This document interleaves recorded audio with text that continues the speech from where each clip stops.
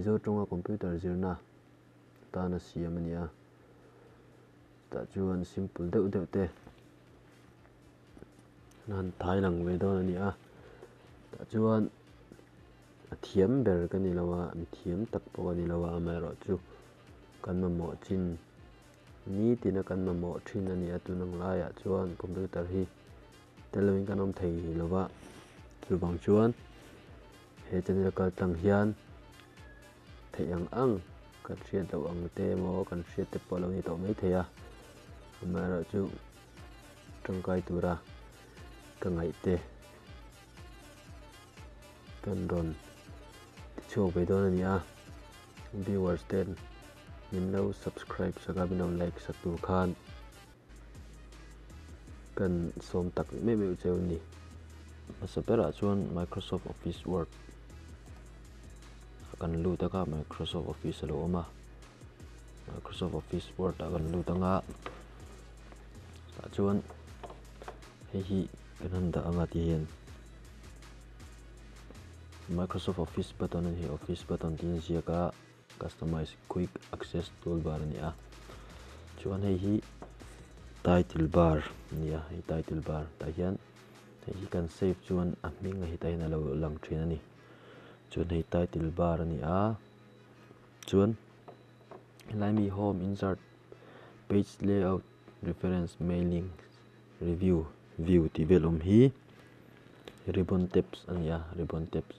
chuan hi ribbon ani hi lai mi hi ribbon ani ka hriat hrim atan chuan hi office button kan tia chuan hi customize quick access toolbar ania chuan hi ribbon tabs ania chuan hi ribbon ani kan hriat ngei tur ani hi ruler ania hi ruler chu lo langa chuan hi vertical scroll bar ania vertical scroll bar vertical chu ti zong hian ni hi vertical vertical scroll bar ania hi tia click pa ti lo po hian hetian scroll mai thei ta mouse atangin chu kan hriat tan chuan hian click thei boka kha hriat hrim atan khan ni sela chuan hi zoom tool ani mai a zoom slider slider zoom in zoom out khani chu hriat atan tha zoom in zoom out ania tu chuan hi pen click theya 100 bel hi ta dan tlang pui nia chuan kan du chuan kan da hla deuh thei kha kan thu ni ka chu du le kan da nai theya kha chu chuan hi view toolbar ani view na sang ani hi close anga ta hian kan da le hi full screen reading ania full screen ania he ta close na lom le a chuan kang sang kai hi chu kan lo click chinanga chuan helai hi status bar ania page kan hon zat te lo lang vek na khania chu ka kan hriat atan khan poimo em a chuan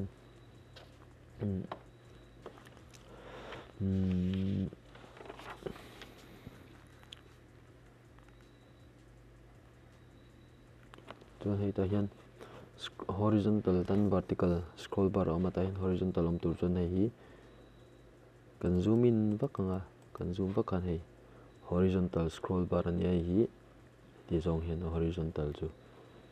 thiam vekang chuan khanga wa kan hriat tur lang pui deuh chu ni poimo em a chuan hei dialog box launcher om le hei dialog box launcher ania ti kan hang kala hei dialog box lo lang ta ni ting te kha hriat hrim atan khan thawme chuan hei lai hi kan hmale ta ni hi lo ma tu na chuan kan la hre thiam lo mai te ya ma se hi hanging indent marker ania hanging indent marker ania chuan hei hi first line indent marker ani first line indent marker ania hei hi hanging indent marker chu country da tan khan chuan hei left indent nia left indent ani hanging indent marker pon ti thau ni chu country chu first line indent nia chuan khang de country da tan khan poimo zual deuh chu ni a chuan ta hian thu kan chuta a Microsoft Office Word ti kan chuta ni hei word cut word ni word thum ta hian word zat kha lo lang che ta ni word kan chut zat kha ta hian lo lang a chuan ta hian kalta chu kha status bar kan ti kha lo ni ta ni status bar khania document information pon ti thau ni ai document information po ti thei thau ka chu kan lo hriat ta tan khan thrim shima voi khatna tan chuan kha lo ni phot chela min lo thir sak zel tur khan som chewa khungai takin min lo subscribe sak turin le min lo like saka min lo share sak turin ka som tak me chu ni e